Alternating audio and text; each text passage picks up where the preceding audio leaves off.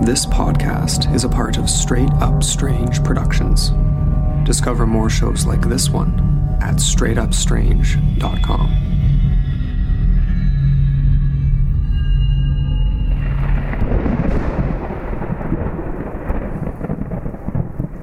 Welcome to Folklore on the Rocks.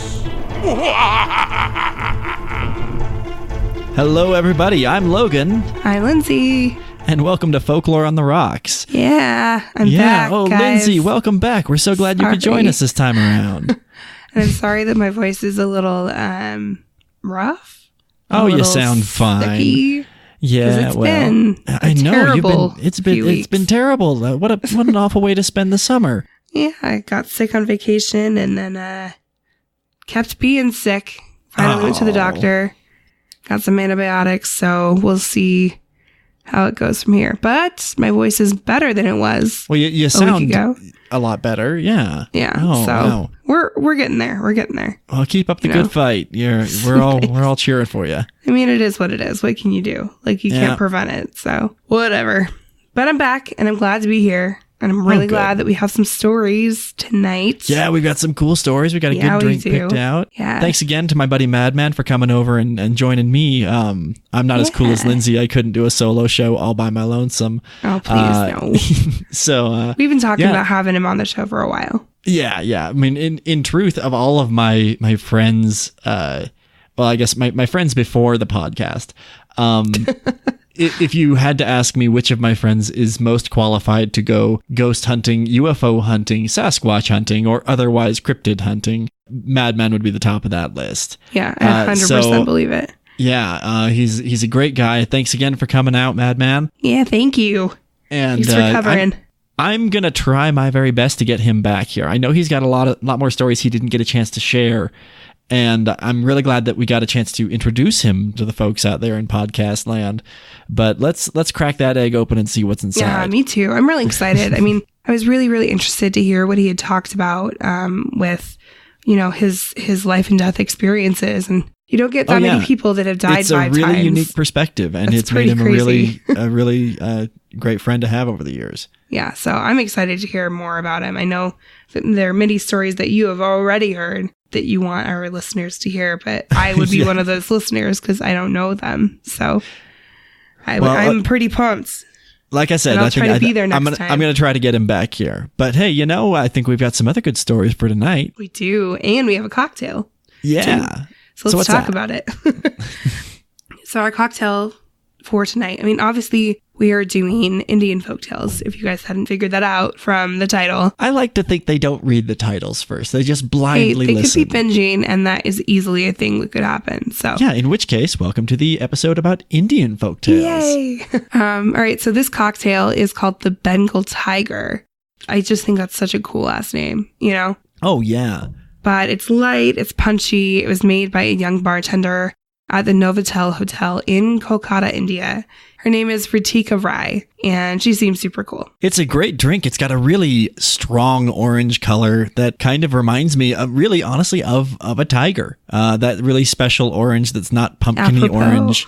It's a dark, almost rusty approaching orange. And it gets that because it has pineapple juice and pomegranate juice in it. Yeah, something to kind of take it to the other side of the spectrum. Yeah. So what we've got, like I said, 60 mils of pineapple juice. And this recipe was in milliliters, so I don't know what this is in ounces. You might have to do some math. I'm sorry. I don't know. Droplets. We just shake it till it looks good. Give it a I'm sniff good with and down mils the hatch. because I used to be a pharmacy technician, so I was like, oh, okay, cool, this much. I just eyeball it, Anyway, so 60 mils of pineapple juice, 20 mils of pomegranate juice, 50 mils of white rum, so it's good, and then 10 milliliters of brandy. So, I mean, it's like half alcoholic, basically. Yeah, and that brandy really gives it kind of a darker tone. It's not just a playful spring break drink. Has a little bit of a bite. It means a bit of business. It's but then you add sweet and sour mix to taste, and then you're supposed to garnish it with a Gantaraj lebu, which is a lime. It's a particular lime from India. I've heard nothing but good things about this lime. Yeah. Obviously, we're in Utah, so this lime is very hard to procure. If anyone has one of these limes, please send it to us. That would be so great. That would be the coolest thing. But yeah, for now, we've got regular limes. Yeah, we just have a normal lime. So they're delightful. Yeah, we love limes anyway, so it's all good. But so how to make it? So in a shaker filled with ice, you pour the juices, the white rum, and the brandy, along with some sweet and sour mix. You might want to like kind of taste it a little bit as it's mixed up to just see if that's the amount you want. But you do that and you shake it. You pour the mixture into a tall glass filled with ice. You garnish with a wedge of Gandharaj Lebu or lime, as we are doing. Yeah. So and to do that, you're gonna want to twist a peel over the drink and rub the peel on the rim of the glass for freshness and aroma, kind of like we talked about, I think, with our old fashioned. Ooh, cool. So you just kind of get the oil from the lime, and it just adds a little something extra. You know, I love when they incorporate the rind into the flavors on it. I could be wrong, but I'm also not going to do any research right now. But I read somewhere, or maybe someone just told me while I was very, very drunk enough to listen and believe, that the rind has the opposite pH of the acid inside the citrus. Maybe? Sciencey people, let us know. Maybe. We have a science show in our network. We should ask them. Thought kicking around inside my brain. I could Google it more, but we're talking folklore tonight. Yeah. We do have a science show in our network, so we should ask him and see what he thinks. I do love me some citrus, and I love the science. He works in NASA, so hopefully he knows something about pH of citrus fruits. I don't know. I bet you he's a lot more qualified than I am. And my, general conjecture of, well, he does I work think at I heard NASA. once. Yeah. But I like yours way too. Yeah, it's roundabout knowledge. It's it's street smarts, like we talk with Madman. Street smarts rather than rocket science. Got it. It's fine. It's fine. So something that's new that we wanted to talk about. Going forward, each time that we do a folktales episode, there is going to be an additional story that's added to our Patreon. Yeah. So finally, a consistent perk that's being added to our Patreon. Yeah, I mean, believe me, we feel a little bad that there's not just a ton of stuff on Patreon. Yeah, there should be, now. But we are just it's such a cool thing, busy. But we're doing our best to get this moving. But that's something we've made a real goal of, is to put more stuff on Patreon. Sure. So stay tuned. I know I always say this. Cool stuff is coming. We have other stuff in the works as well, but this is definitely this is for sure something that will be a consistent thing that's happening as we go. Hopefully you'll get like 1 or 2 a month, since that we have about that amount of folktale episodes. I don't think that there will be one for our modern folklore episodes. Just because those are submitted to us and we're a little limited in how many we get. Exactly. So this one, folktales, we can pick as many as we want or as few as we want. And that's really cool. I really like that we get the chance to share even more stories. And if listening to the stories is your favorite part of this podcast, there's a way to get even more of them. Exactly. Just so you guys know, that the story that we put on Patreon won't have commentary attached, kind of like we do with our normal episodes. But it will have explicit lyrics and tons of sex. There you go. But you will still get... On second thought, we really should make sure that's always the one on Patreon. Maybe we'll work on that. Yeah. But like I said, you'll still get a classic Logan narration. So definitely still worth it. And the story is available for all of the tiers on our Patreon. So it's definitely worth checking out. We have 4 different tiers. So even if you only have a couple bucks a month that you can spare, you can still get an extra story or 2 a month, plus whatever random crap that comes out of our minds that appears on our Patreon feed. Yeah, we've got some weird stuff coming. We're kind gonna of a be weird great. show, in case you hadn't picked that up. I've seen previews and I'm very excited. I'll tell you guys. I made a preview, and the problem is by showing Lindsay a preview, I've now committed to having to follow through with it. We never set a date. There's going to be some cool stuff coming. Yeah, for sure. So I'm excited. And if there's stuff that you want to specifically see from us on our Patreon feed, let us know too. Ideas are helpful. We're only 2 people, so it's only what our minds can come up with, which is still a lot. And if somebody gives us a good idea as far as like what they want to see out of us, we'll probably think it through. For sure. Maybe, yeah. Yeah, for sure. If it's doable, we will do it, most likely. Most likely. I don't know. The I'm internet's not full of making weirdos promises. who suggest weird things. But I like to picture our audience, as the very best of the weirdos. Yes. So maybe they won't suggest too weird Sane things. and rational weirdos. Yes, the best kind. All right, so I think we should maybe do our stories. Okay, I suppose. Our first two tales are from a book that's called Folk Tales of Bengal by Lal Bahari Day, and it was written earlier than 1912, but that's when this specific book is from. It was like 1880 something, I think. Which means it's public 1890. domain, and here we go. That's how I find it. I find most of these on Project Gutenberg. And Lindsay, thank you so much for going out and finding these stories. There's really cool stuff to be found, man. Yeah, I only have so much time to go do my own research, but when I go looking for stuff, and then Lindsay comes back with twice as many things, and it's like, wow, where'd you find this? I have So this cool. weird ability to research. Like I think it's from my anthro degree. Yeah. That I just know where to find stuff. It's very weird. Yeah, You know? your Google foo is strong. It is very strong. But this book is also illustrated by Warwick Goebel, and that's similar to a couple of our other folktale books. He is an artist from the early 1900s. He is phenomenal. There were some awesome illustrations pictures. in this. His it's art the kind is of like story that my thing. you read one out of it, you want to flip through the others, and just see the pictures will draw you in. Oh, Yeah. for sure. And we do have the link to the book on our show notes, so you can easily see that. And we'll post some pictures just in our show notes. But I recommend even just Googling his name, Warwick Goebel, for some just beautiful art. Like he's very, very much my art aesthetic. Like I love Art Nouveau, I love Art Deco, and that's all that's right in this realm. So I love it. I highly recommend it. So our first tale and our second tale are from this book. Our first tale is called, I cannot talk. Our first tale is called The Origin of Rubies.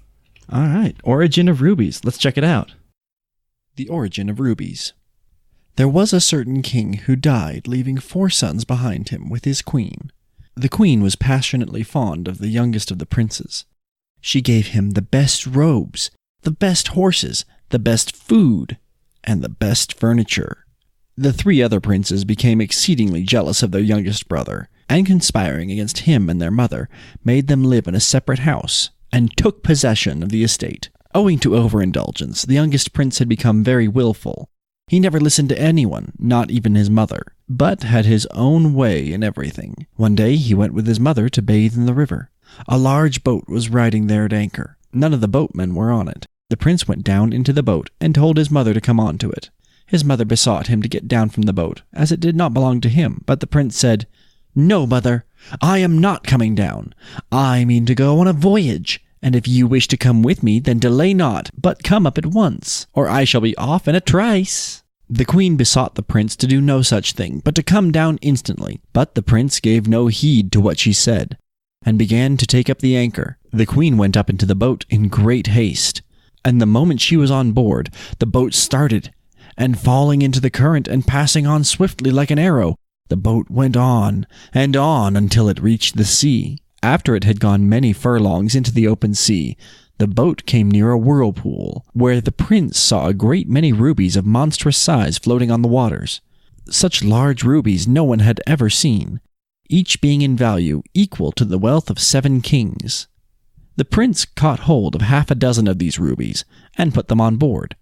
His mother said, "Darling, don't take up those red balls. They must belong to somebody who has been shipwrecked, and we may be taken up as thieves." At the repeated entreaties of his mother, the prince threw them into the sea, keeping only one tied up in his clothes. The boat then drifted towards the coast, and the queen and the prince arrived at a certain point where they landed. The port where they landed was not a small place. It was a large city, the capital of a great king. Not far from the place, the queen and her son hired a hut where they lived. As the prince was yet a boy, he was fond of playing at marbles. When the children of the king came out to play on a lawn before the palace, our young prince joined them.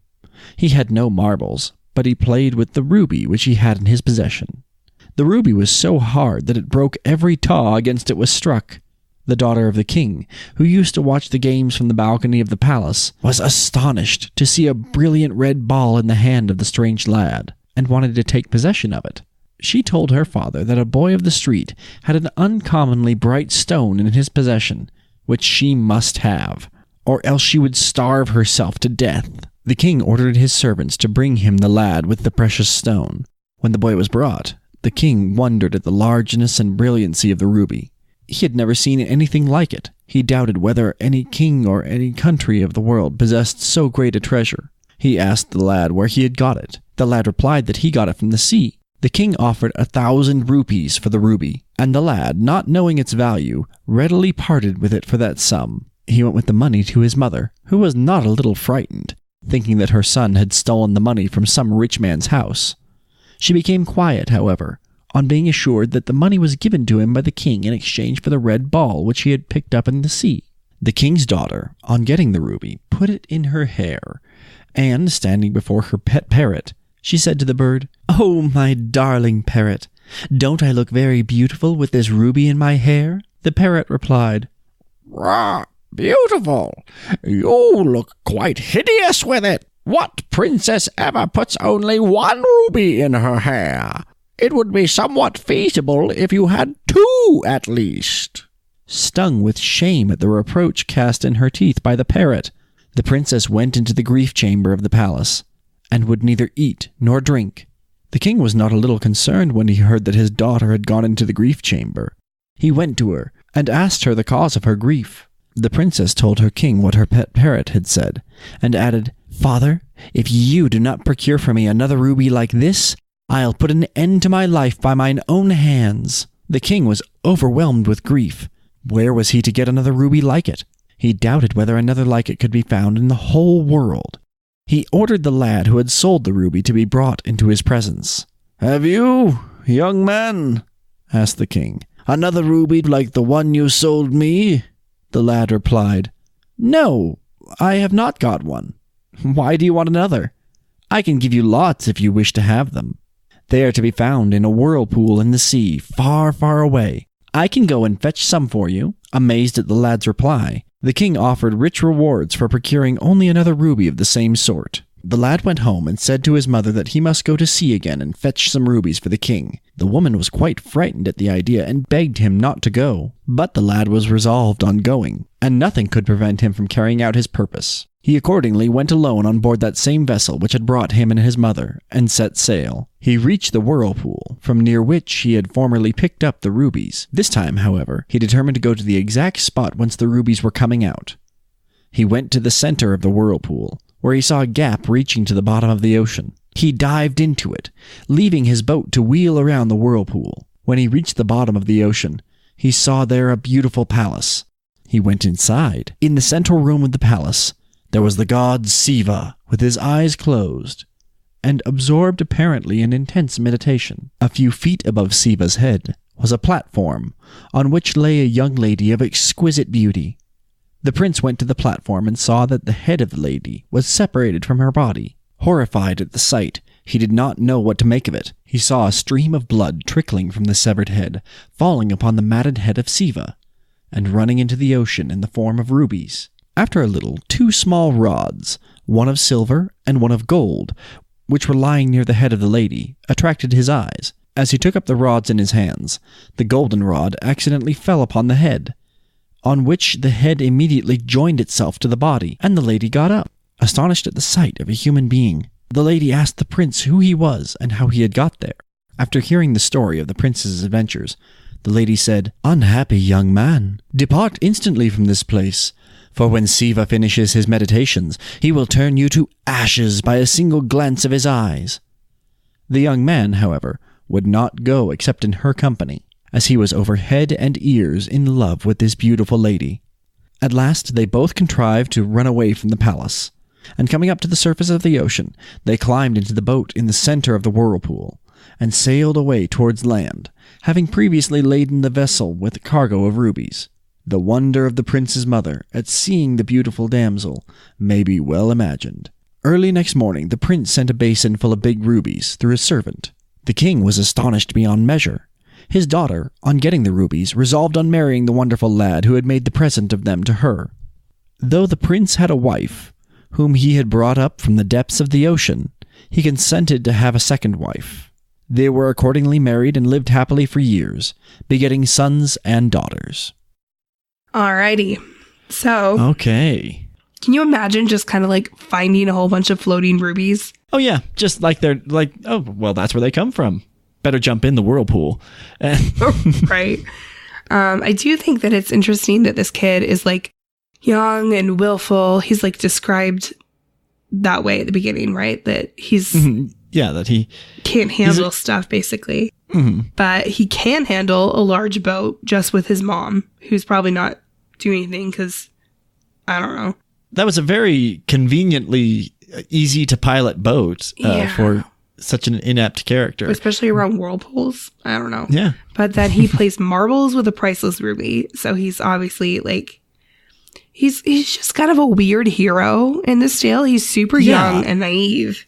He goes on a journey, doesn't really go through much of a change. Things still work out for him though. So that's cool. My main thing. Like he was naive and young at the beginning and the middle, and then by the end of the tale, when honestly, like not a lot of time has actually passed. Yeah. Like I wouldn't say he's learned a lesson or he doesn't grown a whole go lot. through much. Like No. I feel like this would be a better tale if that aspect were fleshed out a little bit more.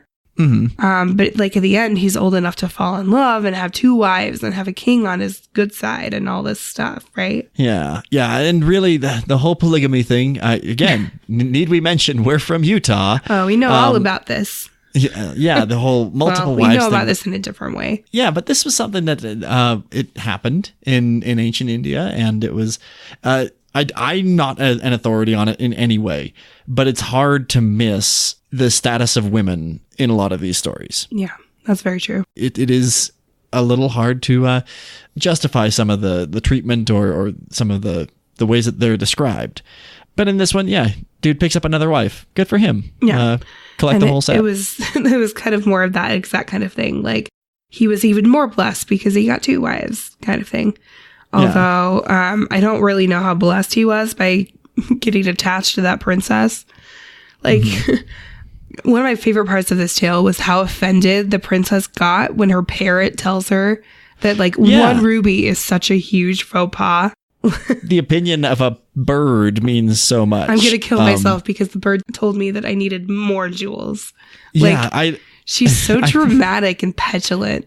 I love the way that's ridiculous. her leverage. Well, I could just go kill myself. And then her dad's like, no, okay. Yeah. Like, he's kind of a huge pushover, and I kind of wonder about the state of his kingdom.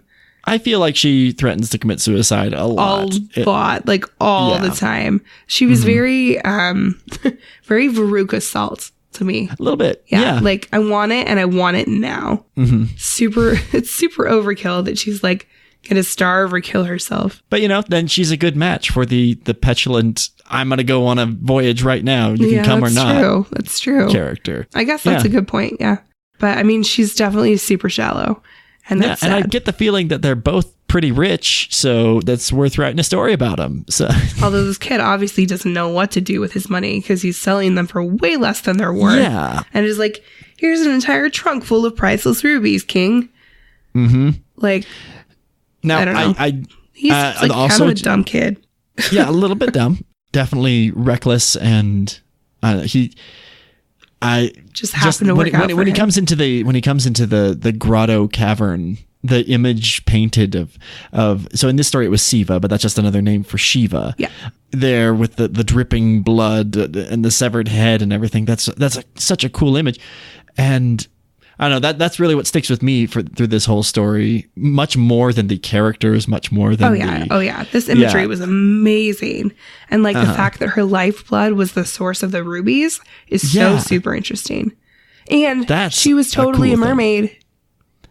Well, for sure. Let's not forget about this. She's living at the bottom of the ocean in a palace, so like she has to be, right? It qualifies completely. Yeah, and the magic that kind of was involved with her healing right up was super cool. Reattaching a head, that's good. That's good magic right there. That really is. I kind of wonder what she did to get decapitated in the first place. That's at least a level 4 spell in D&D, I think. Maybe higher. I don't know. I don't know. I never play healing classes. That's not my that's style. my realm, and we're not that high yet. Yeah, I am a being of destruction. It's true. I mean, she probably pissed off Siva or Shiva.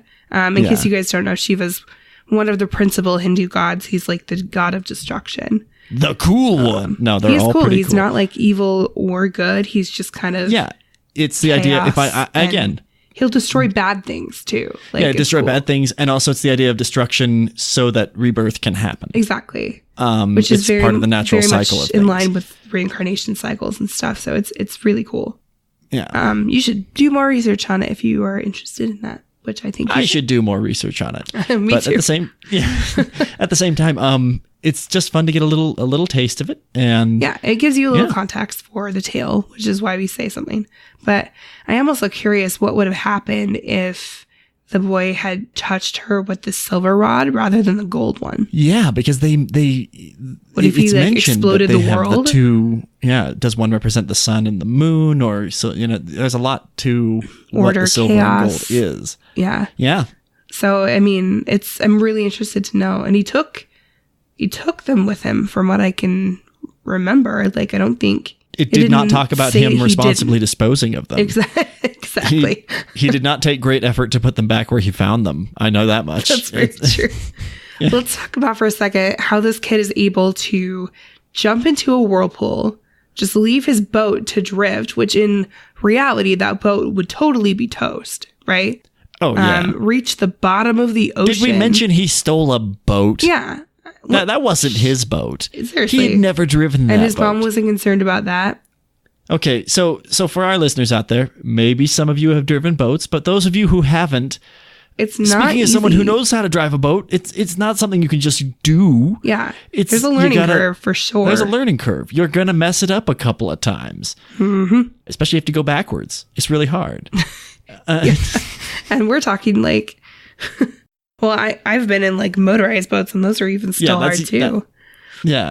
But yeah, so you can't just go stealing boats. You can't. Yeah, We're trying to have a society here. Maybe he was in like a dinghy or something that was like really not that big of a boat, but you still have to like row. And it's sometimes easy to go the direction you don't want to go. He doesn't seem like an able-bodied sailor to me. No. This story glossed over some things that didn't make a whole lot of logical sense. Yeah, there was a lot of hand-waving in this one. And that's fine. Like, it's a fairy tale, basically, so. I appreciate it for length. He was, like, doing all this stuff, right? All this nonsensical things. Jumping in a whirlpool, leaving his boat, reaching the bottom of the ocean. He unintentionally magically heals somebody. Then he talks to her. And was he like holding his breath through all of that? You know? I like to subscribe to the convenient "I'm not drowning if I don't need to be" kind of status. It's actually it's a trope that you see in a lot of fantasy genres. When you're underwater and you need to just have an excuse to not be always drowning or always fighting for air. The whatever device. We'll stick it in the same realm as animals that can actually talk. Yeah, there's a bubble there. It serves as a use in a story. Yeah, he found a seashell amulet in the other part of the story that wasn't mentioned. Suddenly magic happened. It literally did. So I guess it's not too far beyond the realm of belief if magic is already happening in the story. But anyway, I did think it was interesting with him getting married to the princess at the end, like how indicative of how shallow she is. She's like, oh, okay, I'll just marry this guy that found me all these riches. Yeah. She's like, oh, okay. Mm-hmm. Kind of interesting. I don't know. I actually really liked this tale. I thought it was super fun. I mean, it had a mermaid, so I'm already 100% on board because I love mermaids. It was interesting. I liked the whole like weirdly gory aspect of her blood becoming all these rubies. And that's the whole point of the story, really, because it's the origin of them, But, I don't know. I liked it. What did you think? I really did like it. I thought that it was a very colorful story, even though it didn't have a whole lot of logic or traditional, flow to it. I thought it was fun and had some neat kind of characters and moments. And it was different from typical some of tropes. the other stories you may hear. Yeah, that's very true. I was thinking the same thing, that it's kind of a break from what you normally expect. Yeah. So I agree. Cool. Well, cool. All right. So same book. Our second tale is called A Ghostly Wife. A ghostly wife. I love a good ghost story. Me too. A ghostly wife. Once upon a time, there lived a Brahmin who had married a wife who had lived in the same house with his mother. Near his house was a tank, on the embankment of which stood a tree, on the boughs of which lived a ghost of the kind called Sankchini. One night the Brahmin's wife had occasion to go to the tank, and as she went, she brushed by a Sankchini who stood near, on which the she-ghost got very angry with the woman, seized her by the throat, climbed into her tree, and thrust her into the hole in the trunk. There the woman lay almost dead with fear. The ghost put on the clothes of the woman, and went into the house of the Brahmin. Neither the Brahmin nor his mother had any inkling of the change. The Brahmin thought his wife had returned from the tank, and the mother thought that it was her daughter-in-law. Next morning, the mother-in-law discovered some change in her daughter-in-law. Her daughter-in-law, she knew, was constitutionally weak and languid, and took a long time to do the work of the house, but she had apparently become quite a different person. All of a sudden, she had become very active. She now did the work of the house in an incredibly short time. Suspecting nothing, the old woman said nothing to either her son or to her daughter-in-law.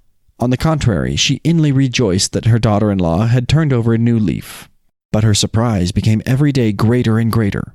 The cooking of the household was done in much less time than before. When the mother-in-law wanted the daughter-in-law to bring anything from the next room, it was brought in much less time than was required in walking from one room to the other. The ghost, instead of going into the next room, would stretch a long arm, for ghosts can lengthen or shorten any limb of their bodies, from the door and get the thing. One day the old woman observed the ghost doing this. She ordered her to bring a vassal from some distance, and the ghost unconsciously stretched her hand to several yards' distance and brought it in a trice.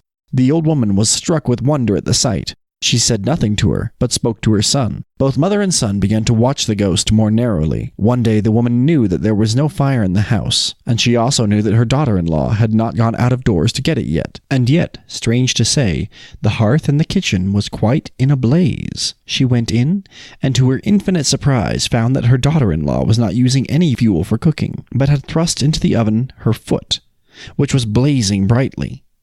The old mother told her son what she had seen, and they both concluded that the young woman in the house was not his real wife, but a she-ghost. The son witnessed those very acts of the ghost which his mother had seen. An Ojha was therefore sent for. The exorcist came, and wanted in the first instance to ascertain whether the mother was a real woman or a ghost. For this purpose, he lighted a piece of turmeric, and set it below the nose of the supposed woman. Now this was an infallible test, as no ghost, whether male or female, can put up with the smell of burnt turmeric. The moment the lighted turmeric was taken near her, she screamed aloud and ran from the room. It was now plain that she was either a ghost or a woman possessed by a ghost. The woman was caught hold of by main force and asked who she was. At first she refused to make any disclosures, on which the Ojha took up his slippers and began belaboring her with them.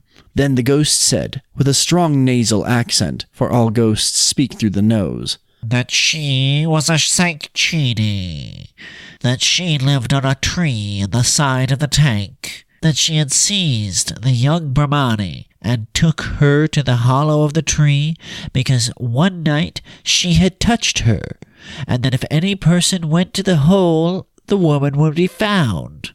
The woman was found from the tree, almost dead. The ghost was again shoe-beaten, after which process, on her declaring solemnly that she would not again do any harm to the Brahmin and his family, she was released from the spell of the Ojha, and sent away, and the wife of the Brahmin recovered slowly, after which the Brahmin and his wife lived many years happily together, and begat many sons and daughters. All right, so first off, a few notes on phrases in the story that you may be unfamiliar with. Yeah. First off, Brahmin. So a Brahmin is a member of the highest caste in Hinduism. Yeah, so they're priests rather than warriors, traders, or laborers, which are the other castes. That could be anybody that is in that caste, someone that's related to the priesthood somehow, basically. So a whole family could be within the Brahmin caste. So that's how women can also be Brahmani too, just to clarify. Yeah. You're just born into a caste, and regardless of how, good or bad you as an individual are, you're a member of some level of society. Which is pretty shitty sometimes, but I guess it worked for them. I don't know. Usually it's not a good thing. And I know the caste system is still in place, from what I understand, to a degree. And there are defenses for it. I just don't like just granting status by way of birth. No. I mean, we could argue that is kind of similar in the U.S. itself, just because there's a lot of de circumstance. facto caste system, but people can also get out of them, or people, life circumstances happen. You're thrown a specific set of things in life, and sometimes you can stay within them, and sometimes you can move past them. But it's harder within a very, very structured caste system, like. It's one more obstacle that really no one needs. Yeah. And so I didn't really intend to go caste into systems. like a whole political diatribe. So But I would like to I would like to formally state that as half this podcast, I am against caste systems. I am also against caste systems. So we are 100% So Folklore on the Rocks, against 100% against. As a nation unto itself, we are against caste systems. for whatever it's worth, which is probably but we nothing. maintain peaceful relations with anyone who thinks differently. Yeah. Okay. We like everyone from everywhere. Yeah. And we want them to all have the same opportunity that everyone else has. So Yeah. So what else from this one? the Sankshinis. So they are female ghosts of a white complexion. They usually stand at the dead of night at the foot of trees, and they look like sheets of white cloth. Which I thought was an so this was a interesting- pretty accurate one. Now, are they like D&D dryads, that they are tied to a particular tree? No, I don't know. I went with a footnote in the book. Fair enough. I didn't even bother. That's to about look as them far up. as I went.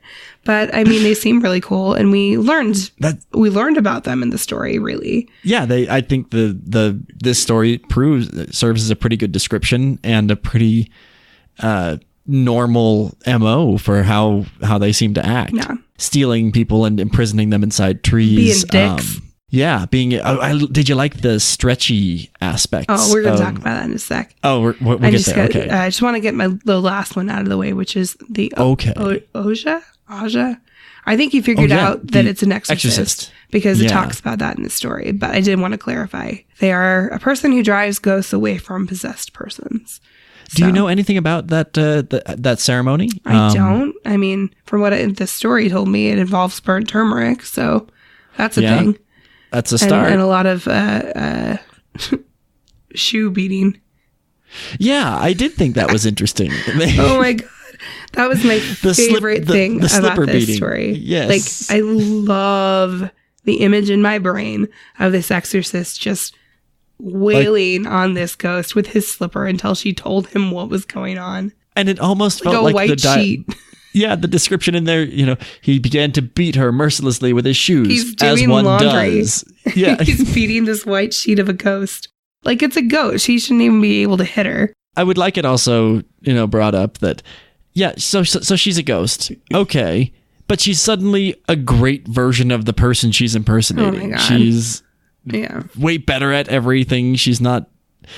I kind of hate that. Ghosts just don't get a fair shake. Well, apparently women just don't get a fair shake, because I really hate that the mother-in-law and husband were kind of like, oh, this is super nice that she's finally doing things effectively, and had like turned over a new leaf, as they said. Like, the story says she was the real wife, was constitutionally weak and languid, which generally means that she's in poor health, right? She's probably got something that's undiagnosed. Somehow I doubt that's her fault. Yeah. Is undiagnosed, and like with what today would probably be some sort of chronic illness. And as someone who actually is chronically ill, this kind of bugged me quite a bit. She's probably doing her freaking best, okay? And gets sucked up into a tree by some monster. And they're just like, can you imagine being her, like shoved into a hole in a tree, just scared to death? I'm really curious. That sounds terrible. I'm curious how many days she was actually stuck in that tree, because they couldn't figure out that she wasn't herself. Yeah, because and even then they noticed the difference, but we're like, she's better I now like anyway. this. This is mine. Yeah. Like, that's We'll so keep this shitty. one. It's so terrible of them. But it did have some really interesting, like, changeling elements, which is pretty cool. I do want to say tangentially that I am building out a changeling bard for D&D. Oh, yeah. That's for the College of Whispers. Cool. Yeah, so she can look like anything. They never look like themselves. Their self is just like this, like, super pale, like... It's kind of a blank. Yeah, exactly. Yeah. And they kind of have their, like, default what they normally look like, quote unquote. But she's going to be a bard, and she, I think, is going to be... I can't remember what I decided. I think she's going to play the lyre or something. Cool. But she's just going to be, like, under the radar kind of person, but then, like, gets people to do stuff by her spells. She's an influencer. Oh, totally. Yeah. And not in the Instagram way, but in the normal way. And yeah. Cool. That sounds fun. So she's going to be cool. I'll probably use her for like a one shot or something. Maybe a campaign in the future.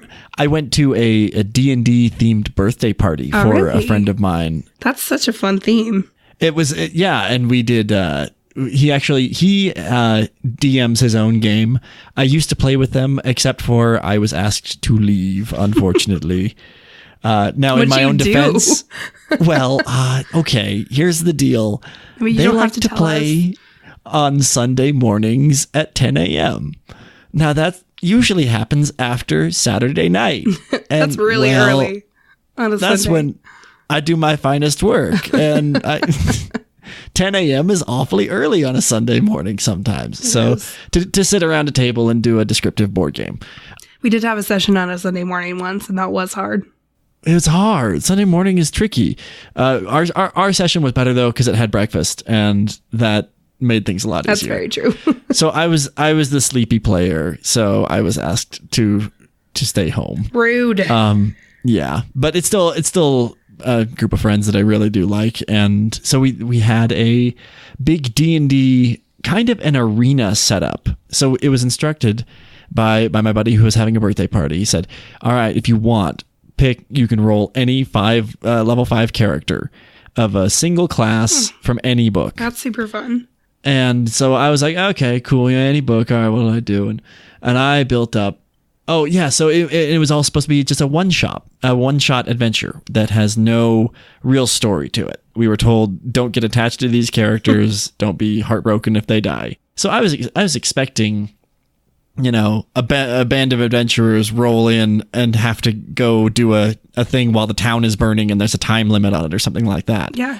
Instead, it was just a big magical arena, a controlled space that was sending in different monsters. And I kind of think it was just my buddy's opportunity to explore different monsters in the monster manual that he doesn't get to throw out in his stories. Yeah. Why not, right? Who wouldn't want to do that? But it was kind of a fun party activity.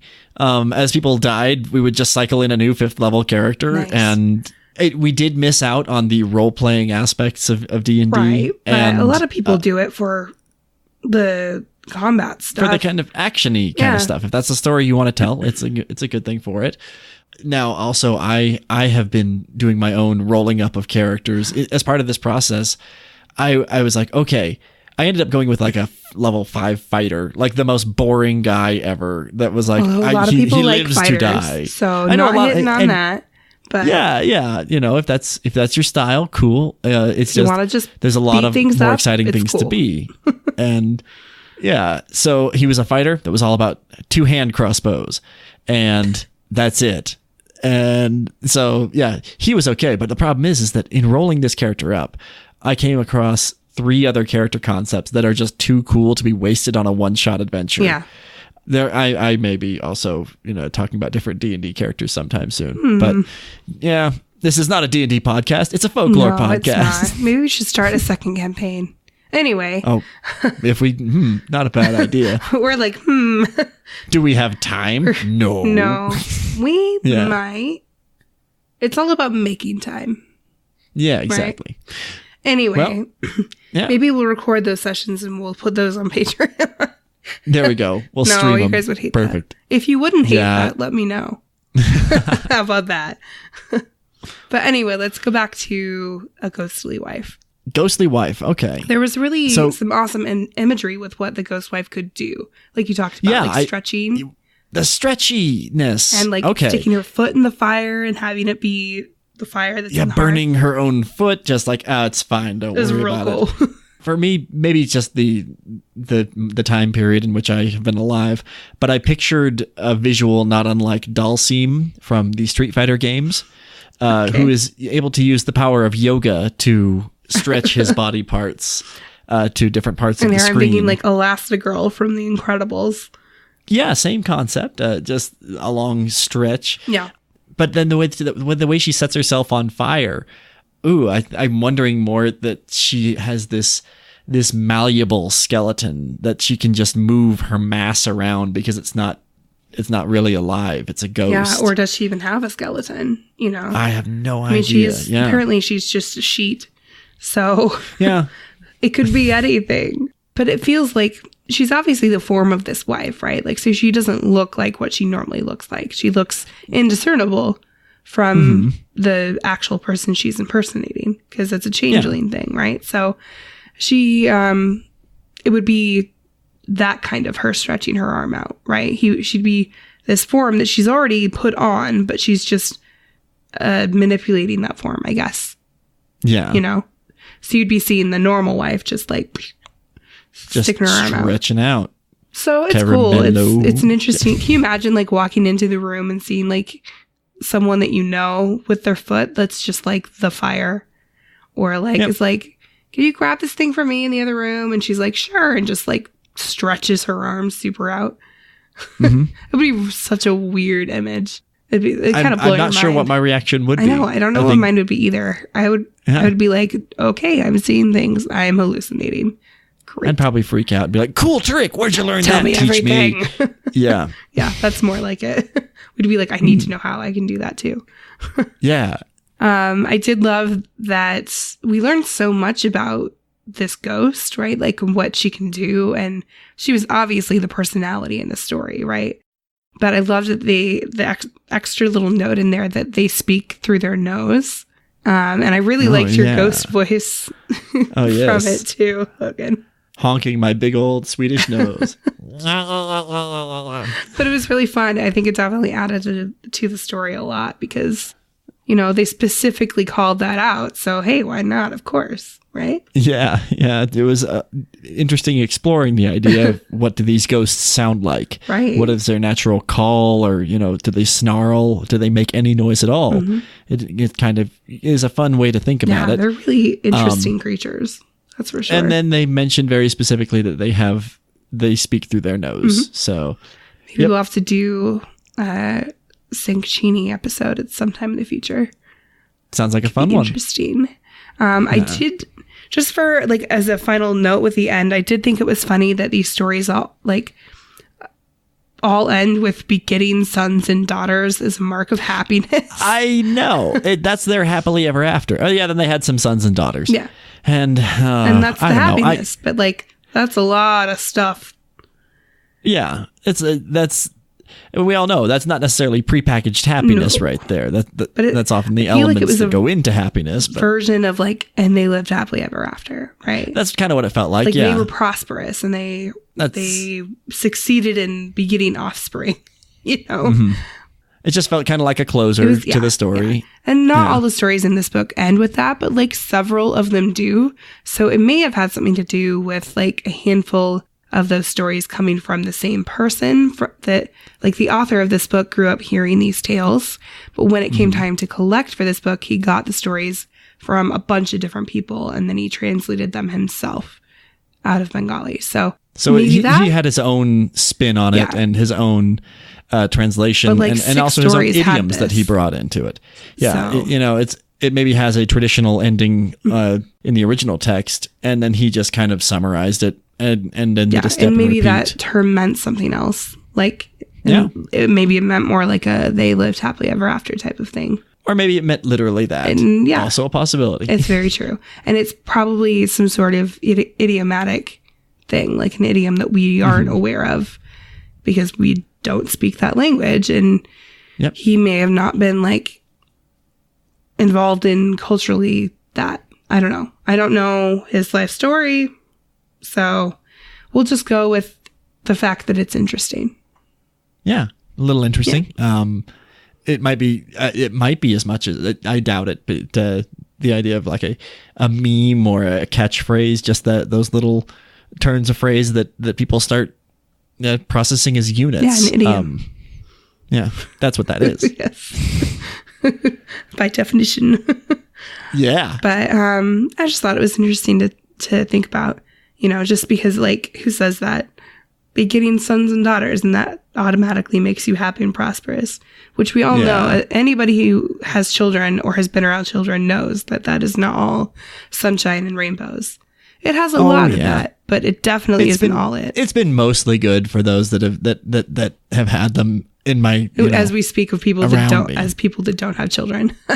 yeah, but nor at least for me want them.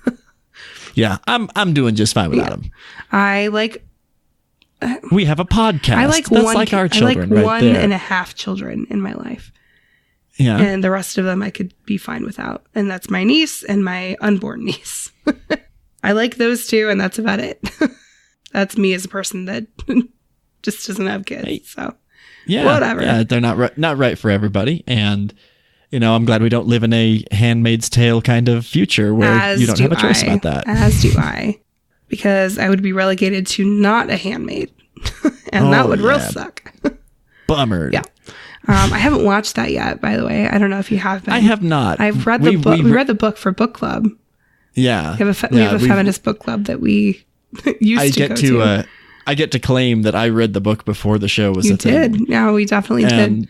But and because of that, I've never watched the show. That's exactly right. I'm sure it's awesome. Like, I know what's coming, and I don't know that I can handle watching it. So I'm like, I don't know. Because everybody's like, it's so good. And I don't know if I can do it. But I'm also glad that so many people are being exposed to this story. I am too. It's an old tale. It's from the 80s. An old story, but it's dark portents of things. Very real things that could potentially happen in the worst way. Yeah. So anyway, another tangent there. Our third tale. Well, not so much a tangent. I do think one of the things about Handmaid's Tale that we can bring it back to this podcast. Mm-hmm. In the book, it was all done as an after the fact recording. Right. It is a written history of, or I think it might have been an audio history of what Gilead was and how things changed and how they never want to make that mistake again. And I kind of feel like that's a lot of the value of folklore and stories. Mm-hmm. It is one way to remember history and one way to record even the things we don't want to do ever again. Right. They're and who we don't want to be. They're ways to tell you to not do something. I mean, they're supposed to be cautionary tales, really, is what they're supposed to be. Like, don't be this way. And that's don't do what Donnie don't does. Yes. Like, and that is exactly what Handmaid's Tale is. It's telling us, hey, this could happen, so don't let it happen.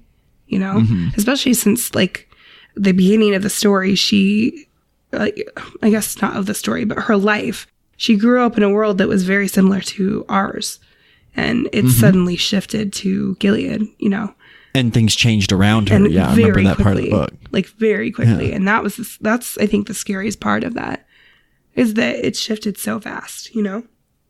Yeah. And so, all we can do is just try to be on the front of things and try to, as corny as it is, try to be the change you want to see in the world. Thanks, Gandhi. No, but I do really like that. I think it's very true. Yeah. It's either that or just kind of let things roll by around you and think that it's too big. Yeah. I mean, if you don't think that one person can make a difference, you're wrong. And sometimes people are placed better to make differences. But, it's all about how much you pour into trying to change something.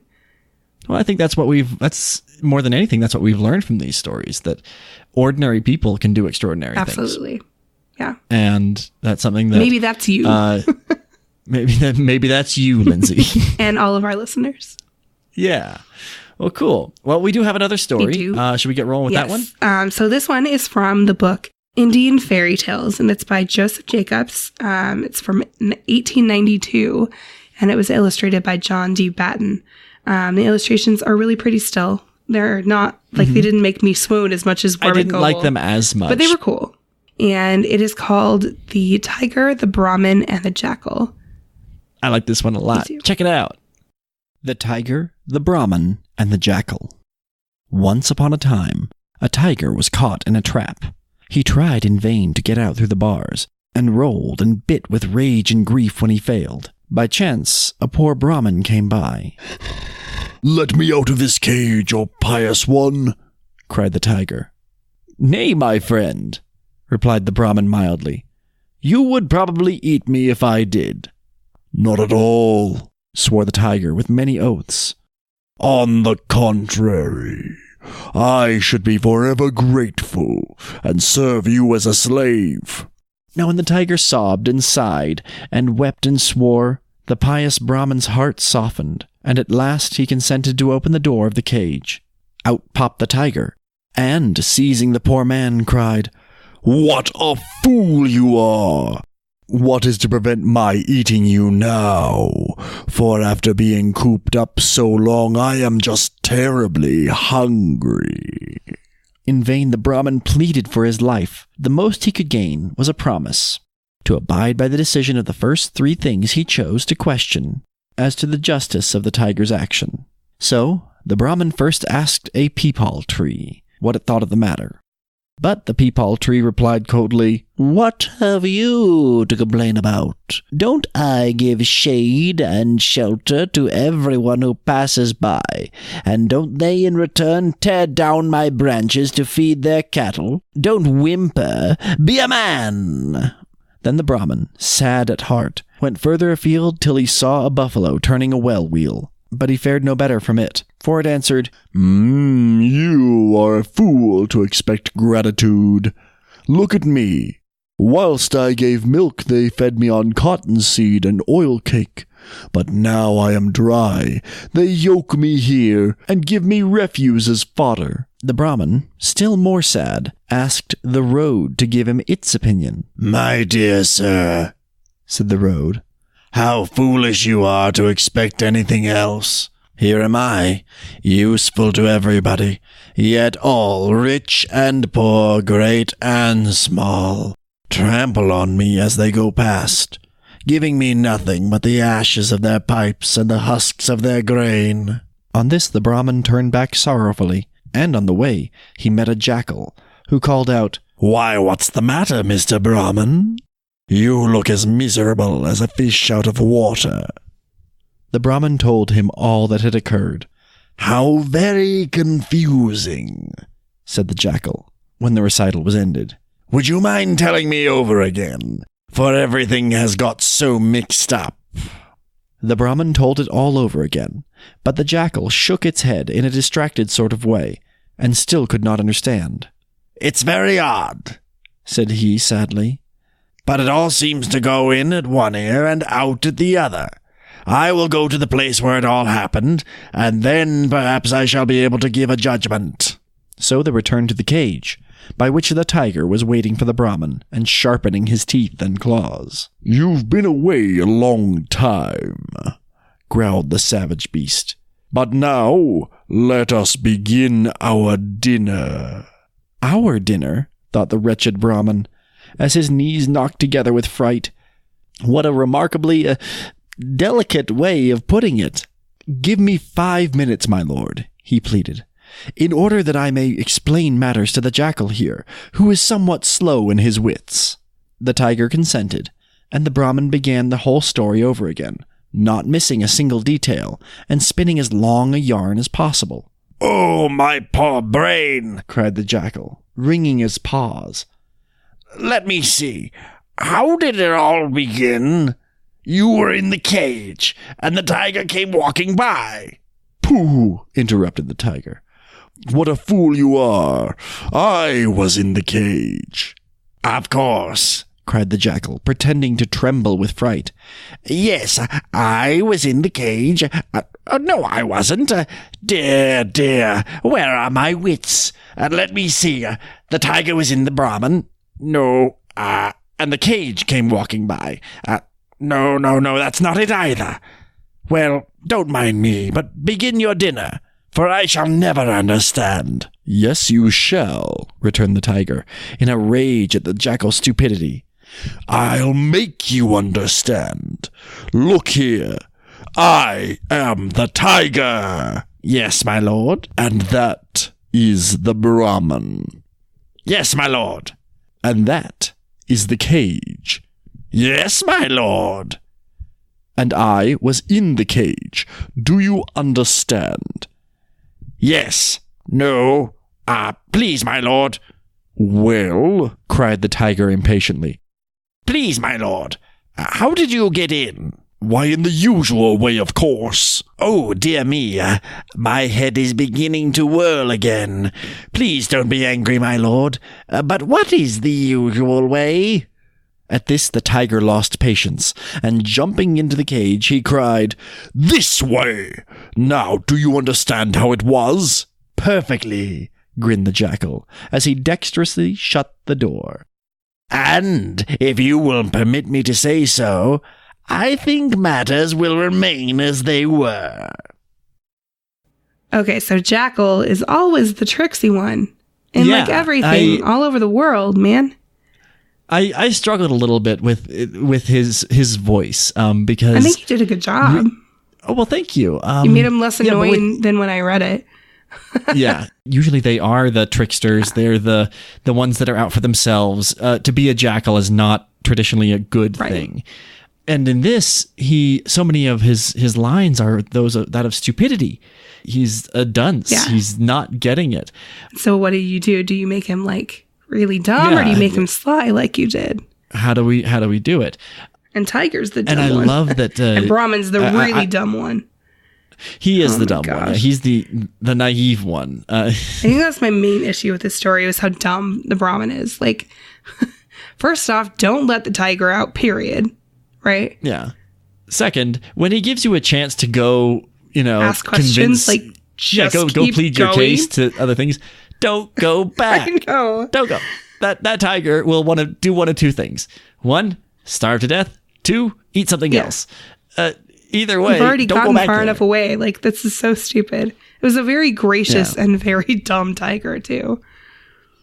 Yeah. He was not the I feel like swiftest they were a one. platform to show how clever the jackal was, though. Yeah. So his whole thing with having, he was supposed to abide by the decision of the first three things he questioned, right? And all of them, the tree, the buffalo, and the road, were all like, you're dumb. Yes, you deserve to be eaten by the tiger. And I honestly agree. Like, this tiger won his meal fair and square. Yeah.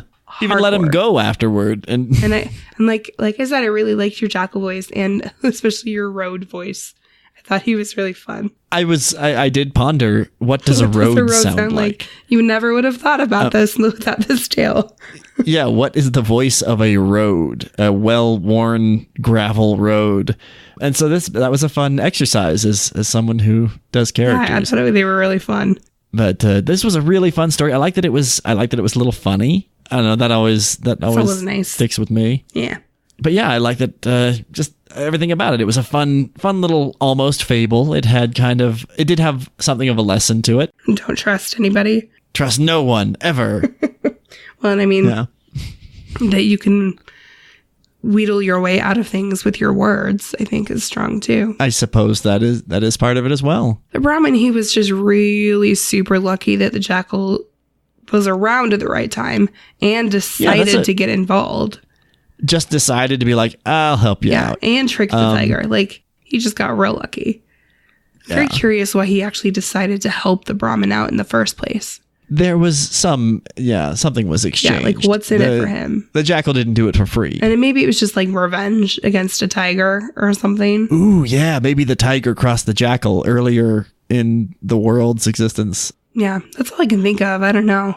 I did like that the jackal was depicted not specifically as a villain. Often when they're featured in stories, they're He not was really the done hero. so in a flattering light. Yeah, he was really the hero here. He's the lovable sidekick in this And the one. Brahmin was the damsel in distress. Yeah, exactly. Oh, that's great. Yeah, it was a cute story. It was fun. It was light. It was like you said, very, very fabled I love me some talking animals. Yeah, I know you do. So just FYI, the tale that we have on Patreon is also from the same book, and it's called The Cruel Crane Outwitted. So And it's a good you should one. sign up for Patreon and be Yeah. able to get access to it because it's great. We both really liked that tale as well. So, anyway, as for our promo for this week, it is for the show called The Haunted Ride. And it is a show that's hosted by Melissa.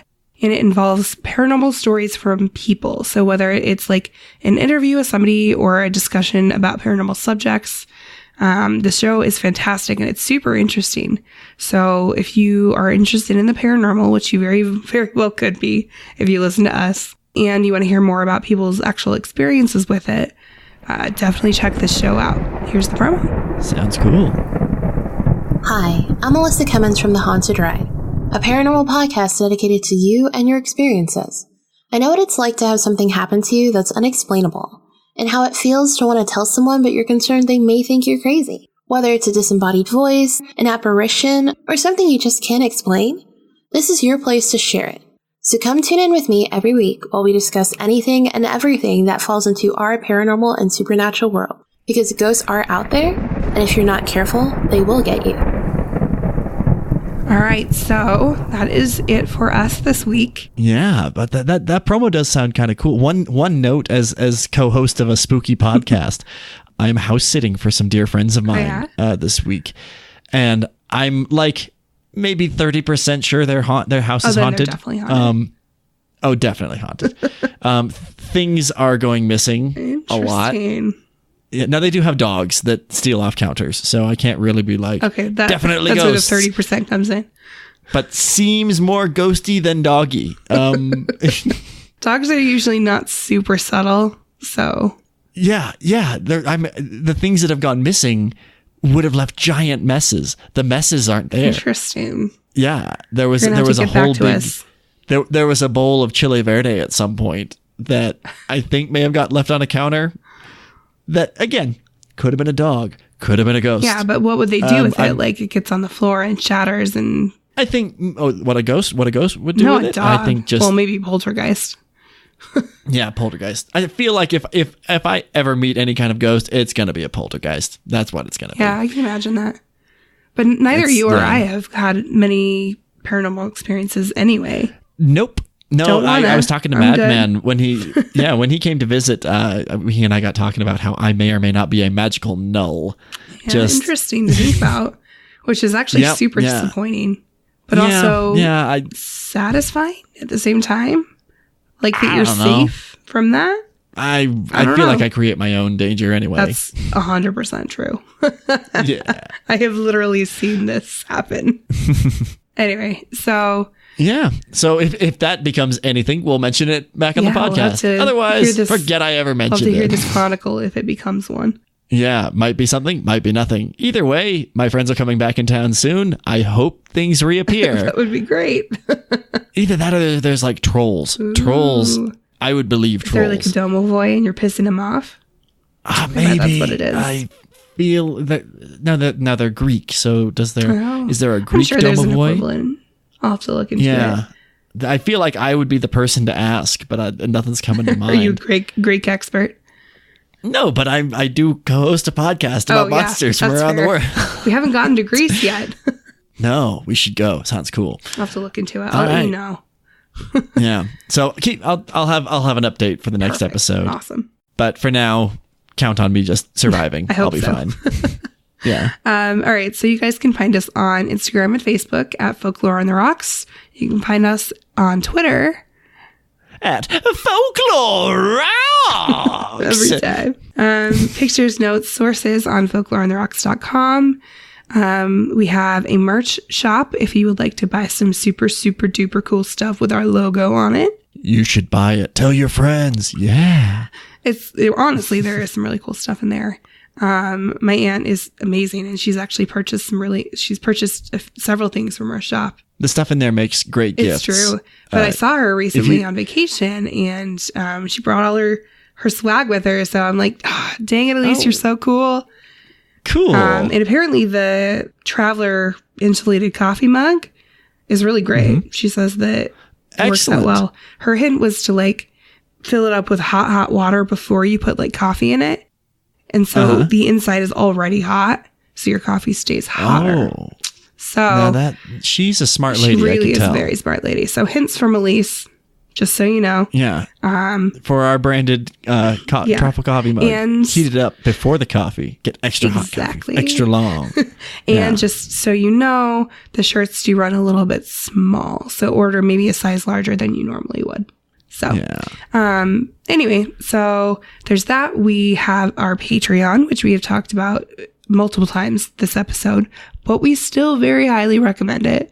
Like we said, it's just going to keep getting better and better. You're already going to start having consistent content on there of really super awesome Logan narrated stories. So you can't go wrong with that, right? Well, thanks, Linz. I try to do my best on them. They're great. I love them. Yeah. There's a reason Although I you do also it. like to picture other people telling the stories to me while I read them. How would I listen to them while I do so? That's a good exercise. I like it.